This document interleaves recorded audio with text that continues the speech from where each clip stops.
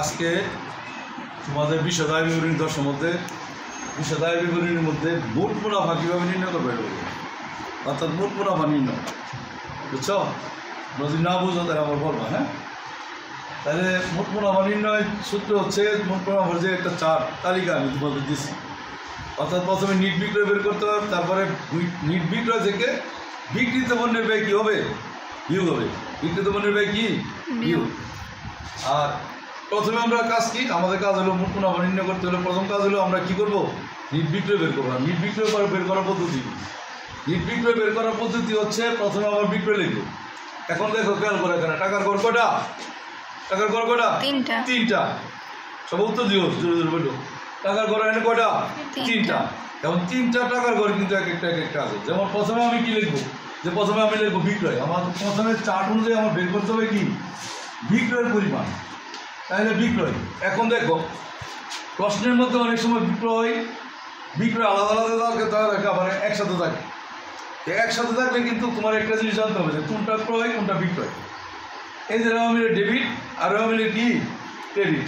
দেখছো প্রত্যেকটা প্রশ্নের মধ্যে কিন্তু বইয়ের মধ্যে কিন্তু আমাদের এই প্রশ্নের উদ্দীপক হচ্ছে কি? একটা রেওয়া মিল। অর্থাৎ এটা হচ্ছে উদ্দীপক। এটা কি? উদ্দীপক। অর্থাৎ একটা রেওয়া মিল দেওয়া আছে, রেওয়া মিলের নিচে কি আছে? সমন্বয় দেওয়া আছে। এখন এই রেওয়া মিল আর সমন্বয় থেকে আমরা কি করবো? অঙ্কটা তৈরি করবো। ঠিক আছে, মোট মুনাফা নির্ণয় করবো। এখন তুমি খেয়াল করো, তাহলে ক্রয় আর বিক্রয় সবসময় মনে রাখবা যে ক্রয় মানে ব্যয় ডেবিট আর বিক্রয় মানে কি? ক্রেডিট। অর্থাৎ আগে যখন তুমি মোট মুনাফা নির্ণয় করবা, আর্থিক বিবরণী করবা, দশম অধ্যায় করতে হলে আগে তোমার রেওয়া মিল সম্পর্কে একটা ধারণা থাকতে হবে, ক্লিয়ার একটা ধারণা থাকতে হবে। তাহলে রেওয়া মিলের ডেবিট দিকে বসে তোমার ব্যয় আর ক্রেডিট দিকে বসে কি? আয়। যেহেতু ক্রয় হলো ব্যয় এই জন্য ক্রয় এটা, আর বিক্রয় যেহেতু তোমার আয় এটা হলো বিক্রয়। ঠিক ফেরত আর কারবারি ব্যয়টা কিন্তু উল্টা। অর্থাৎ ক্রয় যেহেতু ব্যয় তাহলে ক্রয় ডেবিট, আবার কয় ফেরত যেহেতু কয় হ্রাস মানে কি? ধরতে গেলে আয়, এই জন্য কয় ফেরত হচ্ছে তোমার কি? ক্রেডিট। অর্থাৎ ক্রয় ডেবিট, কয় ফেরত, কয় বারটা কি? ক্রেডিট। বিক্রয় ক্রেডিট, বিক্রয় বারটা বিক্রয় ফেরত কি? ডেবিট। ঠিক আছে, বুঝতে পারছো? আচ্ছা, এখন দেখো তাহলে বিক্রয়, এখানে বিক্রয় হচ্ছে 1,50,000 টাকা। আমরা 2 নম্বর করে লিখব। কেন 2 নম্বর করে লিখবো? কারণ এর সাথে যোগ বিয়োগ আছে। তুমি যখন দেখবো যে বিক্রয়ের সাথে আর কোনো কি নাই, যোগ বিয়োগ কিচ্ছু নাই, অর্থাৎ কোনো ফেরত নাই, কারবারি বাট্টা নাই, চার্ট অনুযায়ী কিচ্ছু নাই, তখন তুমি বিক্রয়টা সরাসরি কয় নম্বর করে লিখবা? টাকা 3 নম্বর করে লিখবা। যেহেতু বিক্রয়ের সাথে যোগ বিয়োগ আছে, অর্থাৎ তুমি যে ফেরত কারবারি বাট্টা বলে কিন্তু বিক্রয় থাকলে আমরা যোগ করবো, যেহেতু যোগ বিয়োগের ব্যাপার আছে এই জন্য আমরা কি করবো? 2 নম্বর করে লিখবো। এখন বিক্রয়ের সাথে বিক্রয় ফেরত বিয়োগ, বিক্রয় ফেরত কি? বিয়োগ। এখন তোমরা খেয়াল করো, এখন বিক্রয় ফেরত এই যে, তাহলে বিক্রয় ফেরত আমি তো বলছি উল্টা। তাহলে এটা যদি বিক্রয় হয় তাহলে বিক্রয় ফেরত কত? 2,000। তাহলে এই যে 2,000 টাকা তুমি বিক্রি করবে, তাহলে 1 লক্ষ কত? 48,000। দেখছো? তাহলে 1,48,000 টাকা হচ্ছে তোমার ফেরত বিদ্যুতের পরে। তাহলে কারবারি বাট্টা বিদ্যুতের দেবো তো 5,000। তাহলে বিয়োগ বিক্রয় বাট্টা অথবা কারবারি বাট্টা যাই তুমি দেখো, সমস্যা নেই। তাহলে বিক্রয় বাট্টা আমি বিয়োগ কত? তোমার 5,000 টাকা। না যদি বুঝো আমার বলবা, ঠিক আছে? কিন্তু আজকে একবারে ক্লিয়ার করবো এটা জিনিসটা যে তুমি কিভাবে। আর এটা তোমরা জানো যে 10ম শ্রেণীতে কিন্তু এটা বাধ্যতামূলক প্রশ্ন। বর্তমান যে কারিকুলাম আছে এই কারিকুলাম অনুযায়ী এটার মধ্যে একটা প্রশ্ন থাকবে, একটা অঙ্ক থাকবে, এটার মধ্যে 20 নাম্বার। অনেক গুরুত্বপূর্ণ বিষয় এটা। একটা অঙ্ক থাকবে, অঙ্কের মধ্যে তোমার 20 নাম্বার। তার মানে কত গুরুত্বপূর্ণ দেখো। এই জন্য একবারে ক্লিয়ার হইতে হবে যে আসলে মোট মুনাফা আমি কীভাবে বের করবো। তাহলে মোট মুনাফা বের করার প্রথম স্টেপ হচ্ছে কি? বিক্রয়। আমরা নিট বিক্রয় বের করবো। প্রথমে হলো আমি যে তোমাদের চারটা দেখছি, তালিকাটা দিচ্ছি, এই চারটা আগে মুখস্থ করবা অথবা বুঝবা অথবা দেখবা, বারে বারে দেখবা। এই চার্টের মধ্যে প্রথমে আছে বিক্রয়, বিক্রয় থেকে বিক্রয় ফেরত বিয়োগ, বিক্রয় বারটা কি? বিয়োগ। তাহলে বিক্রয় থেকে বিক্রয় ফেরত বিক্রয় বারটা কি করলাম? বিয়োগ করলাম। এখন এর সাথে আমরা দেখবো অলিখিত বিক্রয় আছে কিনা, কারণ বিক্রয়ের সাথে আর কোনো নাই।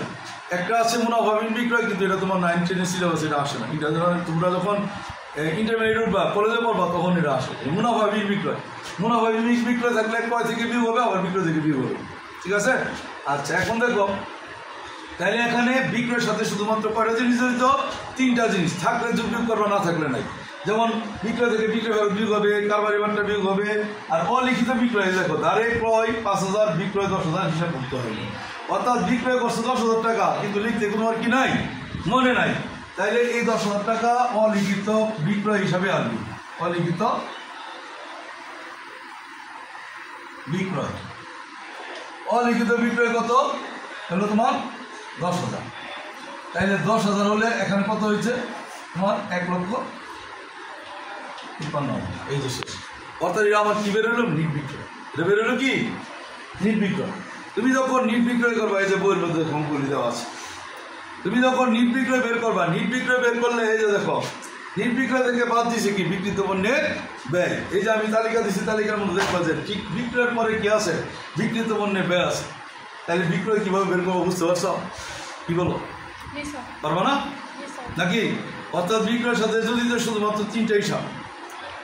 বিক্রয় খরচ, বিক্রয় বাট্টা, অলিখিত বিক্রয়। এখন মনে করো বিক্রয় বাট্টা নাই, তাহলে কি করবা?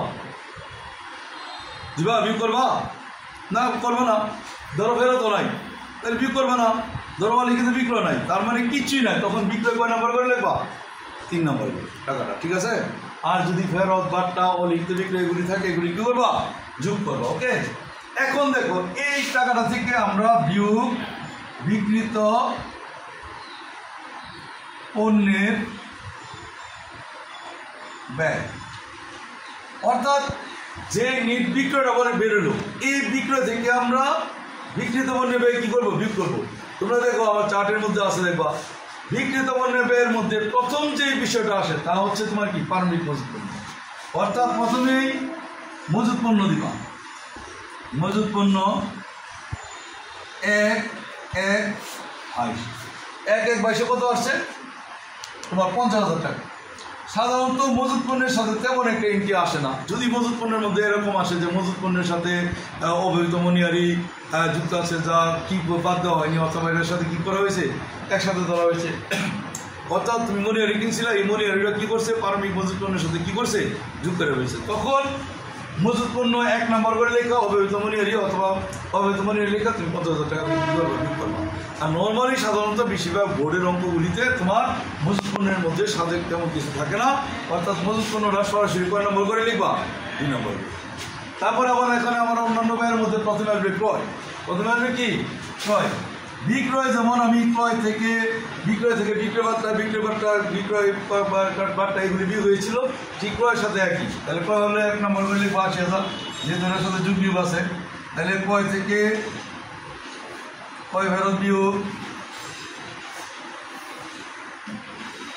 ক্রয় ফেরত বিয়োগ হচ্ছে ক্রয় ফেরত। এই যে ঠিক ক্রয় ডেবিট, ক্রয় ফেরতটা কি? উল্টা। এখানে 5,000 টাকা। তাহলে 5,000 টাকা কী করবা? বিয়োগ করো। তাহলে 5,000 টাকা বিয়োগ করলে হইতেছে কত? 75,000 টাকা। এটা থেকে আবার ক্রয় বাট্টা বিয়োগ করো। ক্রয় বাট্টা কত? ক্রয় বাট্টা হচ্ছে 2,000 টাকা। তাহলে 2,000 টাকা বিয়োগ, তাহলে হচ্ছে কত? 73,000 টাকা। এই 73,000 টাকার সাথে অলিখিত ক্রয় আছে কত? 5,000 টাকা। অর্থাৎ অলিখিত ক্রয়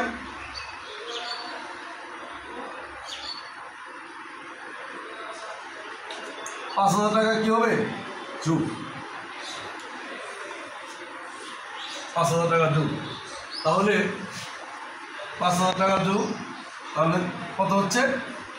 78,000। বুঝতে পারছো? অর্থাৎ প্রথমে প্রারম্ভিক মজুত পণ্য দিছি, এটা তো দিবেই 2 নম্বর করে। ঠিক ক্রয় থেকে ক্রয় ফেরত, ক্রয় বাট্টা, অলিখিত ক্রয় যদি থাকে এগুলি কী করবা? যোগ করবা। দেওয়ার পরে এখন দেখতে হবে আমার অন্যান্য প্রত্যক্ষ খরচ কী আছে। অর্থাৎ প্রত্যক্ষ খরচ হচ্ছে তোমার, তুমি যে পণ্যের ব্যবসা করো অথবা যে পণ্যটা তুমি কিনলা, এই পণ্যটা কারবারে আনার আগ পর্যন্ত যত খরচ আছে, যেমন কী কী খরচ আছে? ধরো ক্রয় পরিবহন, বহন খরচ, তারপরে মজুরি, প্যাকিং খরচ, বিশেষ প্যাকিং খরচ, তারপর হচ্ছে ডক চার্জ, তারপরে জাহাজ ভাড়া, জলযান ভাড়া, আমদানি শুল্ক অর্থাৎ যা ট্যাক্স দিতে হয়, এইগুলি হচ্ছে তোমার কি? প্রত্যক্ষ ব্যয়। এই ব্যয়গুলি থাকলে তুমি ব্যয়গুলির মধ্যে দিবে, এর মধ্যে দিবা। তারপরে মজুরি আমি এখানে একটা ব্যয় দিয়েছি, দেখো মজুরি 5,000 টাকা। তাহলে মজুরি লেখো 5,000। মজুরি 5,000 আমি 1 নম্বর করে লিখবো।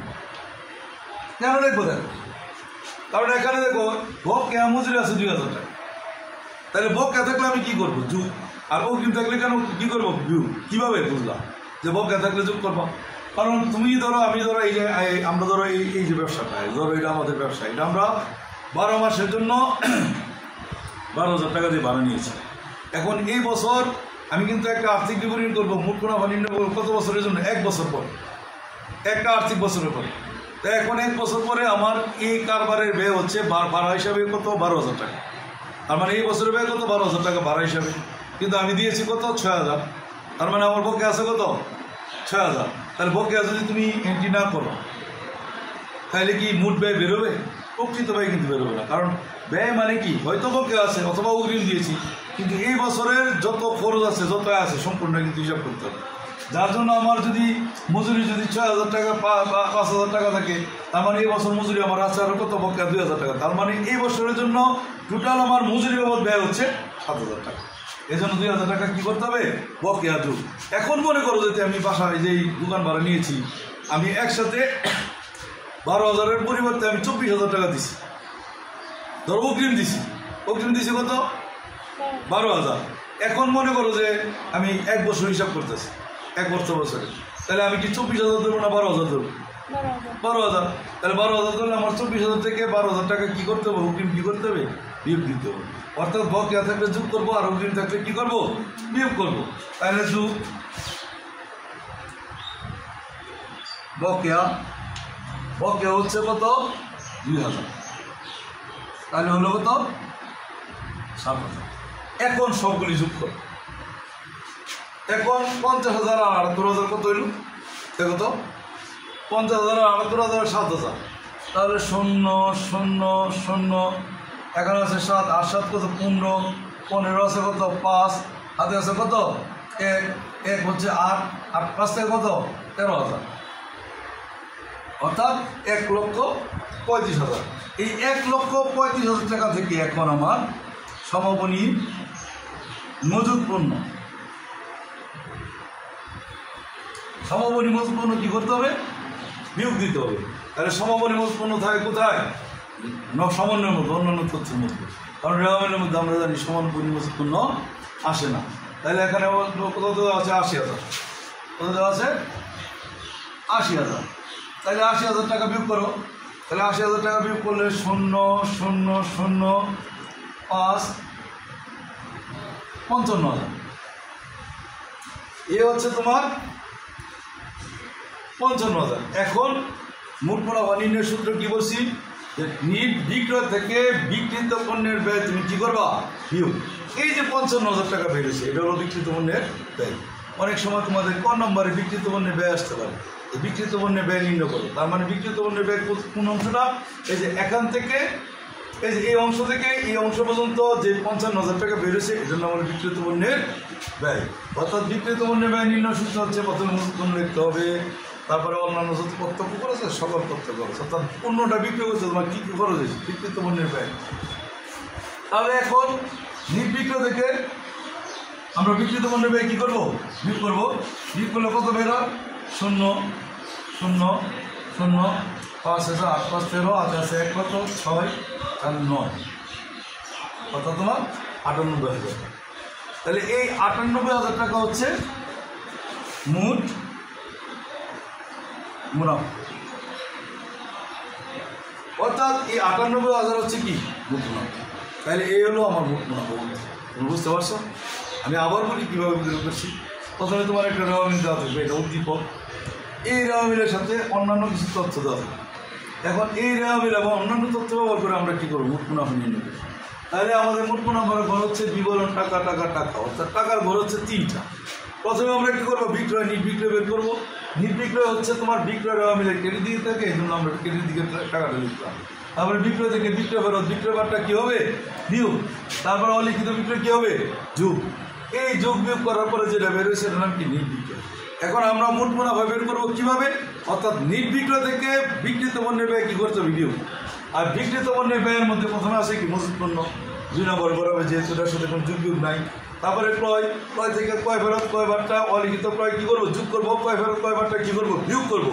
তারপরে যদি বিনামূল্যে পণ্য বিতরণ থাকলে বিয়োগ করবো। যদি মালিক কর্তৃক পণ্য উত্তোলন থাকে ওইটাও কী হবে? তোমার ক্রয় থেকে বিয়োগ হবে। তারপরে কী আছে? অন্যান্য করতে খরচ, মজুরি। মজুরি আছে 5,000 টাকা, মজুরির সাথে বকে আমরা কী করবো? যোগ করবো। এই 5,000 2,000 টাকা যোগ করলে কত হয়? 7,000। এখন টোটালি এই টাকাটা আমরা কী করবো? যোগ করবো। যোগ করার পরে বের হয়েছে কত? 1,35,000। এটা থেকে সমাপনী নিয়ম অনুযায়ী কী করতে হবে, বিয়োগ করতে হবে। বিয়োগ করার পরে বেরিয়েছে কত, 55,000। এখন এই টাকাটা থেকে আমরা এই টাকাটা কী করবো, বিয়োগ করবো। এই টাকাটা যদি আমরা বিয়োগ করি তাহলে যেটা বের হলো যেটা তোমার মোট মুনাফা। আশা করি বুঝতে পারছো। তারপরে না বুঝতে পারলে আমার বলবো, আমি বুঝাবো, সমস্যা নাই। ঠিক আছে, আচ্ছা, ধন্যবাদ।